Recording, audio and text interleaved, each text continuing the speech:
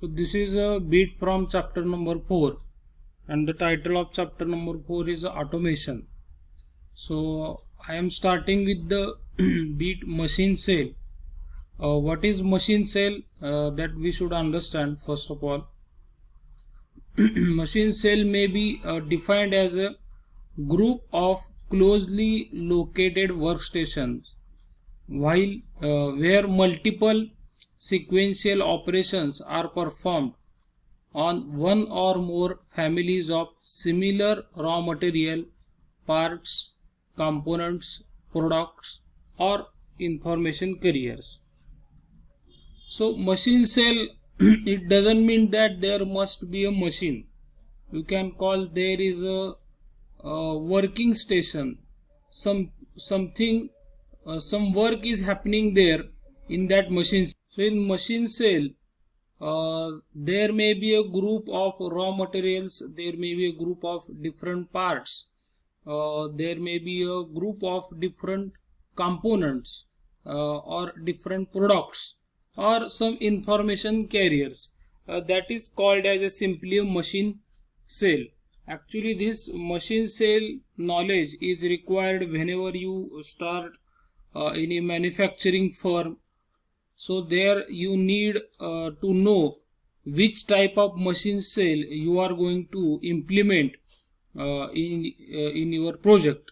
So let us see considerations while designing a machine cell. First consideration is a product life cycle, then continuous flowing work through the cell. A cell means it is a machine cell. You can call it as a space. Cell you can call it as a simply a space.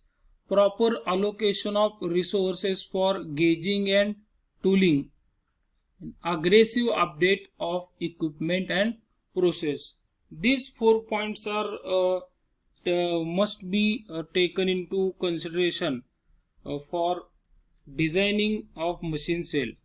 So product life cycle is the first point. What is this product life cycle? So product life cycle is that whenever product is launched into the market, then its demand increases for a certain period. Its demand remains constant, and then its demand keep on decreasing.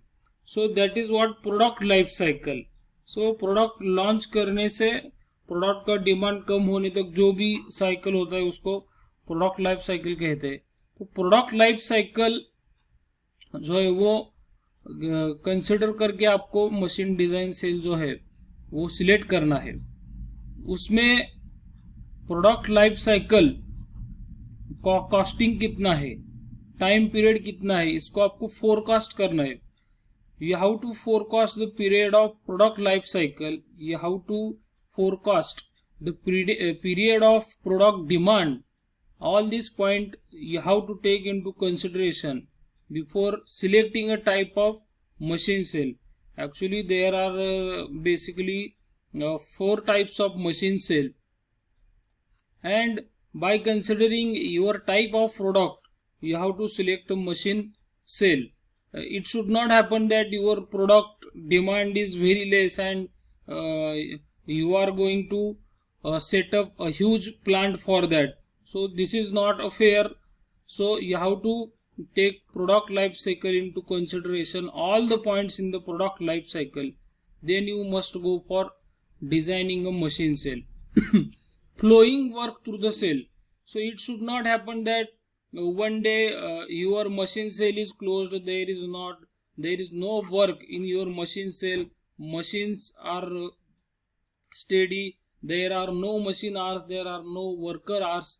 So all these things are not happening. So it should not happen. Continuous working must happen in machine cell. So that is what second point. Proper allocation of resources for gauging and tooling. Gauging and tooling means what?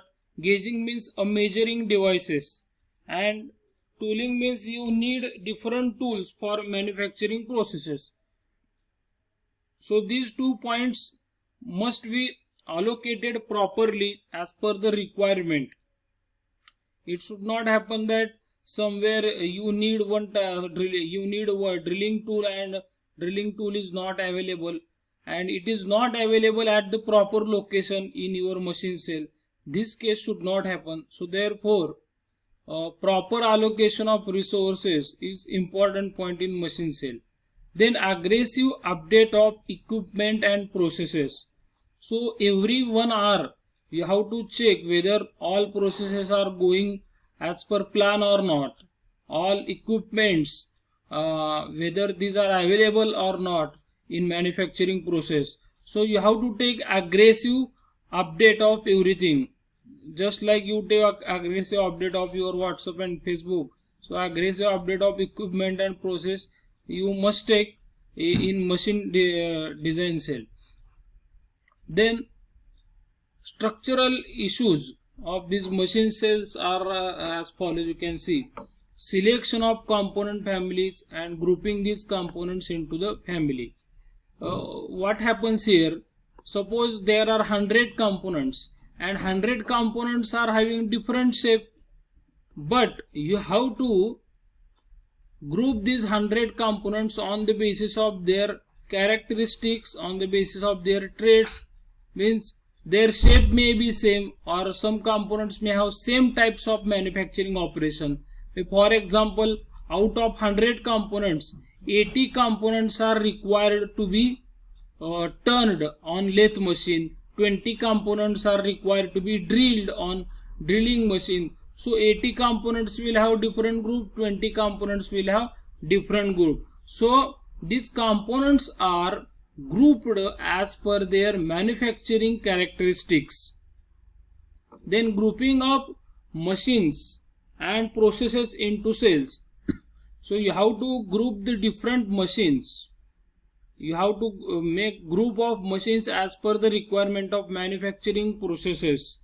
It should not happen in one corner there is a lathe machine, in another corner there is a drilling machine. So traveling time is more. Traveling time from one machine to the another machine is more. So this case should not happen. Therefore, grouping of machine is very important task in machine cell. Selection of tools and jigs and fixture. This is also important. Proper jigs and proper fixtures are required, just like milling fixtures. For milling operation fixtures are there, drilling operation jigs and fixtures are there. So these things you have to properly select. Selection of material handling equipment. So whenever component is transferred from one to another machine, you need a material handling equipment. Somewhere conveyors are also used for transferring of raw material, product, etc. The selection of equipment layout is a must. So proper equipment layout there should be formed in your machine cell. Layout means what is the flow of equipment from one machine to another machine, what type of equipments are required in manufacturing cell. These points you must require in machine cell. Now we will see types of machine cell. This is important. Type of machine cell is that single machine cell, group machine cell with manual material handling, then group machine cells with semi-integrated system, and fourth one is the flexible manufacturing system.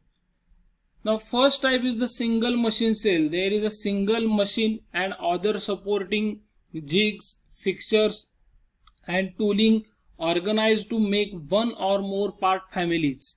It can be applied to work parts whose attributes allow them to be made on one basic type of process, such as a turning, milling and drilling operation, etc.